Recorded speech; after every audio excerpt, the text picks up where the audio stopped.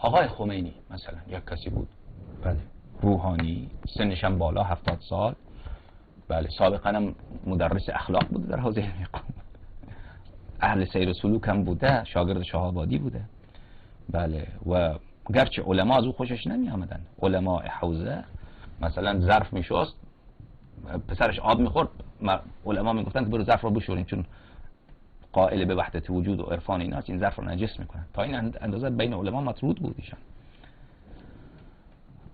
اما خب اون زمانی بود که مدرس عرفان و فلسفه و اینها بود، اما بعدم وارد فقه و اصول اینا شد و اون جنبه های شخصیتیشان فراموش شد.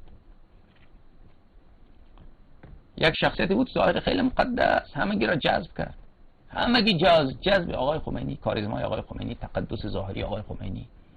و مردم هم ندیدن یا اسلام باید حاکم باشه، مگر شکی هست که اسلام باید حاکم باشه؟ همگی حرفایش خوشایند همگی. اما اسلامی که در رأس آن امام معصوم نباشد، این اسلام به درد نمیخوره، این اسلام مشکل را حل نمیکنه. اسلام باید در رأس او کسی باشد، قرآن، شریعت، فقه در رأس آن. اگر امام معصوم نباشد، با علم محیط، با علم بی‌نهایت و عصمت خدا دادی، اون مشکل بشر را حل نمیکنه. او اسلام، او قرآن و سنت و شریعت همیشه بوده و فقط ابزار ظلم ظالمین بوده. حکومت تشکیل داد، بله، خب ظلم برطرف نشد. جان من، شما دیدید و خود شما ملاحظه کردید.